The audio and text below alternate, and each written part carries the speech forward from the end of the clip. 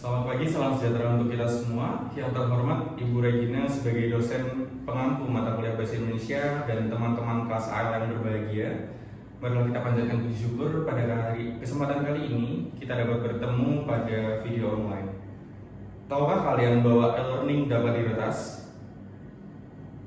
S. Mandala melaporkan bahwa peretasan e-learning dilakukan untuk mencuri data pribadi dan dijual kembali. Selain itu, pada sistem e-learning, keintegritasan data dapat diretas. Oleh karena itu, pada kesempatan kali ini, kami dari kelompok 5 akan membahas tentang kerentanan keamanan e-learning dan penanganannya.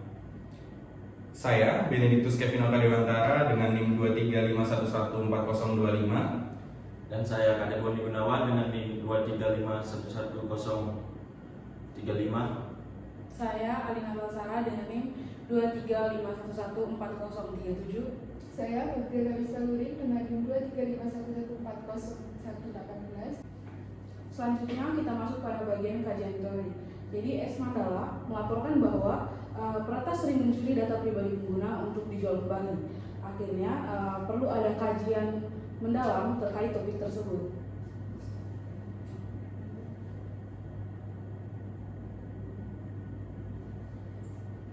Kita masuk ke pembahasan. Yang pertama, pengertian e-learning. E-learning adalah suatu jenis sistem belajar mengajar yang dapat dilakukan dimanapun dan kapanpun menggunakan media elektronik, yaitu internet atau jaringan komputer, untuk sebagai media pembelajaran. Berikutnya kategorisasi e-learning. Di sini ada dua pendapat para ahli, yang pertama S. Mandala dan yang kedua T. Ayodele. Menurut S. Mandala, e-learning dibagi menjadi dua, yaitu asynchronous e-learning dan synchronous e-learning.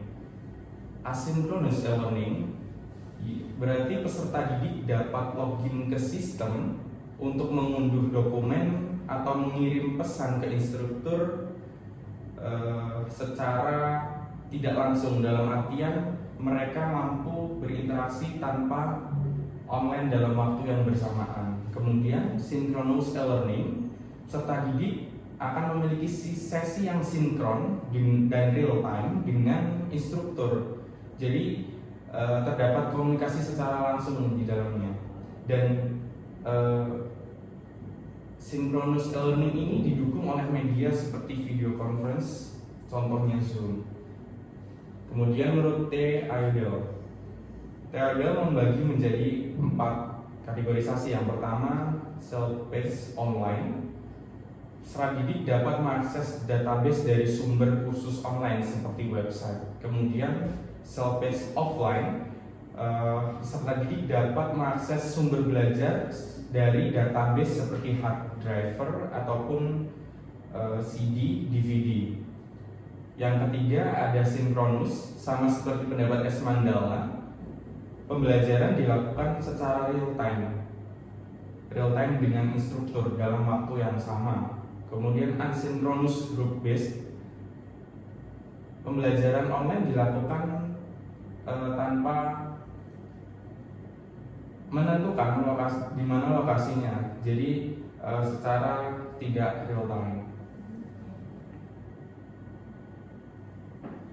Berikutnya, kita masuk pada e-learning untuk pendidikan dan peningkatan mutu pembelajaran. E-learning menjadi rujukan utama sebagai media pembelajaran bagi para guru untuk membantu dan menyampaikan materi pembelajaran di kelas maupun di luar kelas. Pengembangan e-learning hingga saat ini tidak hanya berfungsi sebagai media pembelajaran saja, namun dapat berkolaborasi dalam pembelajaran. Bentuk kolaborasi tersebut dapat terlihat dengan banyaknya tools yang tersedia untuk mendukung pembelajaran. Banyaknya tools yang tersedia untuk mendukung pembelajaran antara lain seperti kuis, forum, diskusi, video conference, atau bimbingan online. Konsep e-learning pada era saat ini lebih banyak memadukan prinsip multimedia, yaitu memasukkan video rekaman maupun live, dokumen dapat diunduh sewaktu-waktu oleh pengguna, audio hasil rekaman para tutor, dan beberapa fasilitas penunjang lainnya untuk interaksi para siswa dan pramateri. Selanjutnya kita masuk pada perkembangan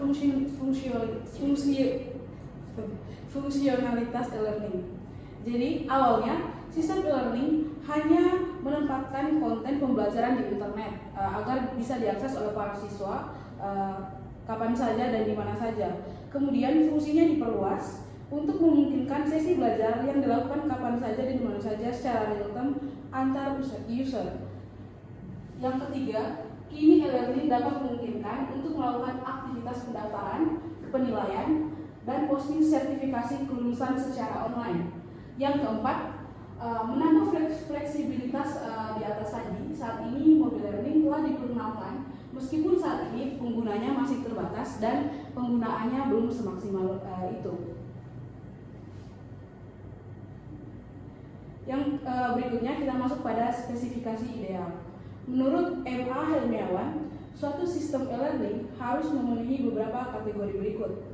Yang pertama, akses ke sistem e-learning harus terjaga secara rahasia dari akses luar yang mungkin terdeteksi ilegal. Di samping itu, identitas user juga harus terjaga kerahasiaannya. Yang kedua, pengaturan kontrol akses terhadap user dan komponen sistem e-learning harus ada. Yang ketiga, melakukan pengaturan terhadap database. Dalam hal ini adalah proses manipulasi data hanya dapat dilakukan oleh user yang legal terhadap sistem. Yang keempat, berkaitan dengan pertanggungjawaban atau kebenaran data, yakni melakukan histori terhadap aktivitas yang terjadi pada sistem. Yang kelima, sistem keamanan harus dapat dilakukan pengelolaan dan tidak mengganggu terhadap kinerja sistem. Yang keenam, sistem harus dapat melakukan autentifikasi yang baik. Selanjutnya adalah arsitektur sistem online e-learning. E-learning yang dibahas pada paper ini adalah sistem yang dapat digunakan untuk mengelola perkuliahan online yang dapat diakses melalui website. E-learning menjadi pilihan banyak kalangan untuk melakukan aktivitas pembelajaran dengan metode blended learning. Sistem e-learning terdapat beberapa bagian, diantaranya adalah server yang terhubung langsung dengan website server dan berfungsi sebagai database. Bagian ini dikelola oleh administrator infrastruktur jaringan LAN dan internet yang diperlukan untuk mengakses sistem perkuliahan online.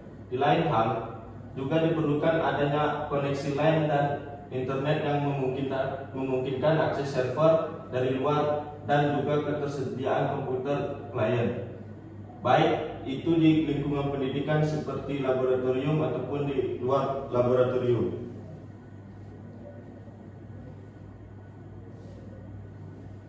Berikutnya standar keamanan informasi pada e-learning.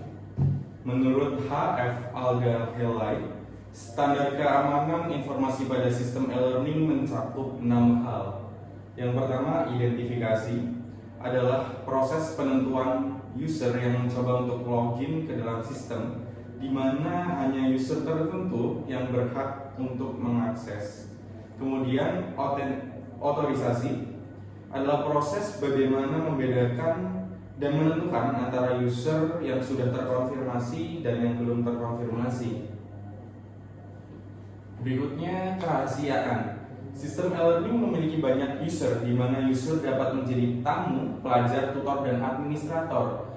Dan dari hal tersebut, kerahasiaan identitas daripada pengguna sistem e-learning dijaga. Yang keempat, integritas.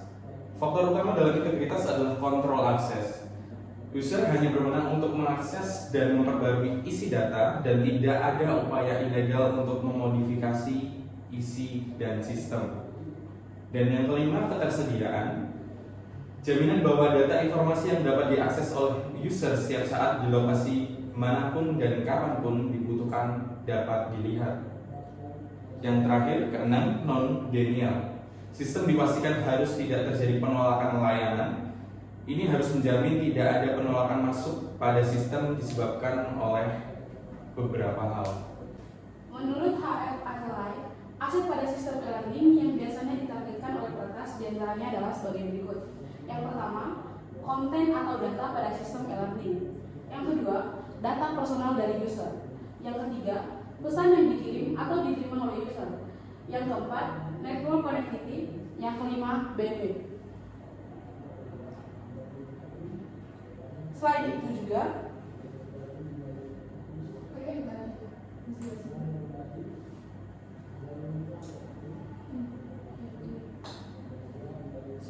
juga, terdapat ancaman yang dianggap paling serius. Yang pertama, worms denial of service dapat berupa sebuah pengiriman virus atau serangan-serangan yang disengaja dari software. Bug dapat berupa software yang malfungsi. Yang kedua, spionase, aksi pengumpulan data pribadi. Yang ketiga, vandalisme atau sabotase, yaitu kerusakan informasi. Yang keempat, kegagalan peralatan atau hardware yang digunakan yang dapat menyebabkan kegagalan teknis. Yang kelima, pelanggaran pembajakan hak cipta yang mengorbankan hak kekayaan intelektual. Dan yang keenam, pemerasan untuk pengungkapan informasi. Selanjutnya, kerentanan sistem informasi pada e-learning dapat dikategorikan menjadi 3 bagian, diantaranya adalah sebagai berikut. Yang pertama, kerentanan privasi pengguna. Bocornya privasi individu dapat memiliki dampak besar pada korban, yaitu menyebabkan kerusakan status sosial. Dapat terjadi pengungkapan informasi rahasia dari user melalui tindakan yang disengaja, bahkan mengekspos data privasi user. Yang kedua, kerentanan konten. Salah satu isu penting dalam keamanan sistem e-learning adalah integritas dari konten. Kemampuan untuk mendeteksi perubahan isi dari data yang masuk ke sistem sangat penting. Oleh karena itu, autentikasi konten telah menjadi salah satu isu yang paling penting dalam e-learning. Yang ketiga, kerentanan website. Sebagian besar sistem e-learning merupakan aplikasi berbasis website. Dengan demikian, sistem e-learning juga mewarisi semua kerentanan sistem informasi pada setiap aplikasi yang berbasis website tersebut.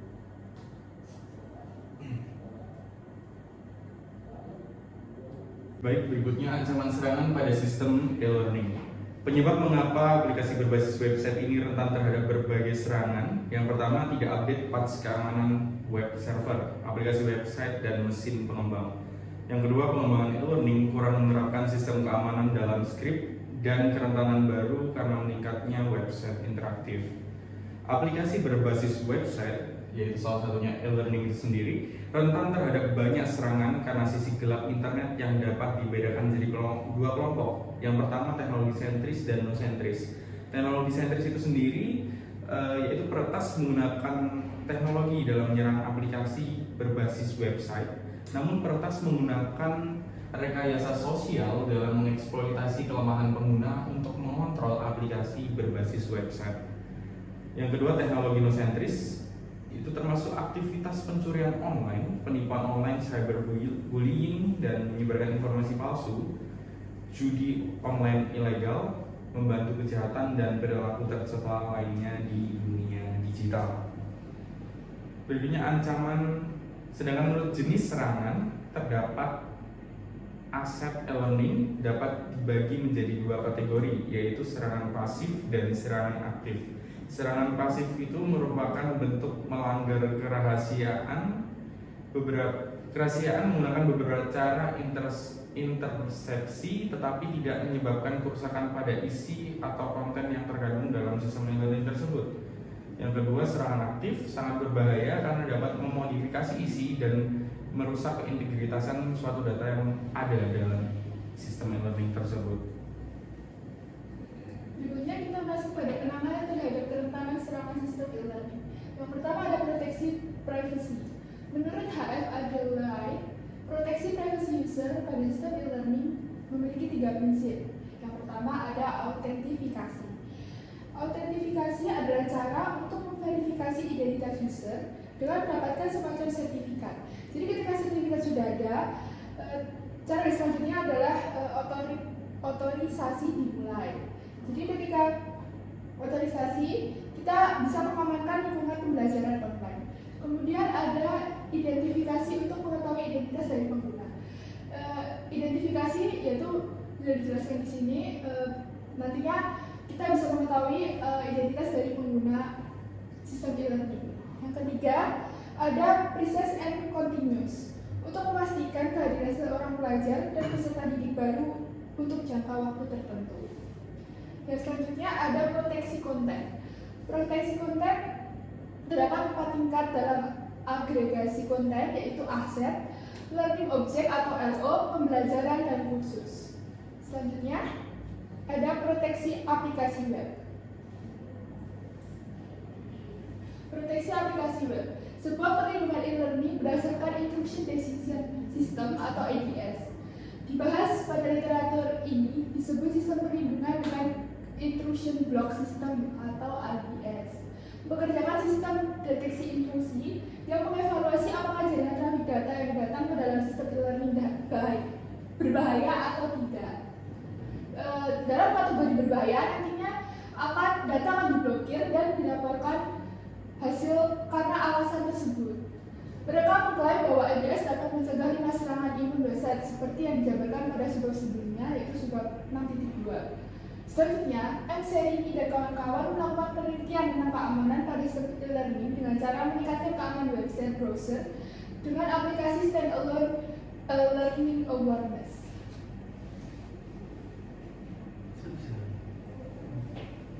Selanjutnya, model penerapan keamanan informasi pada sistem e-learning. Model keamanan yang diusulkan oleh S. Asmed dan kawan-kawan. Yang pertama, menggunakan mekanisme SMS. Sistem e-learning menghasilkan password khusus atau kata kunci ketika user akan login dan mengirimkan melalui pesan SMS pada nomor yang telah didaftarkan. Selanjutnya, user memasukkan kata kunci tersebut untuk proses autentikasi.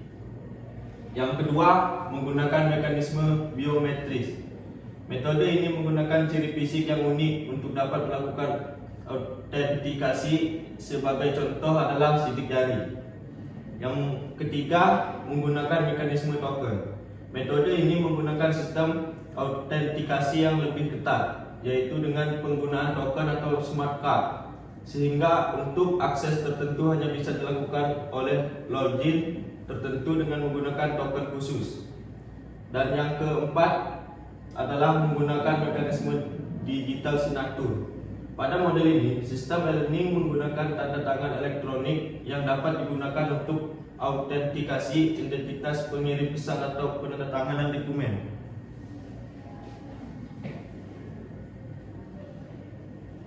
Selanjutnya, kesimpulan, sistem e-learning memiliki kerentanan keamanan. Di antaranya adalah sisi privasi pengguna sistem e-learning atau bocornya privasi individu. Selanjutnya, kerentanan integritas data pada konten, dan yang terakhir, kerentanan pada sisi aplikasi website. Ada 2 jenis serangan yang dilakukan oleh peretas, yaitu serangan aktif dan serangan pasif. Beberapa hal yang dilakukan untuk membatasi serangan tersebut, yaitu ketika terjadi serangan privasi pengguna dengan memperkuat proses autentikasi. Selanjutnya, apabila terjadi serangan konten, maka harus menerapkan digital right management untuk melindungi konten dari pelanggaran hak kekayaan intelektual atau HKI digital.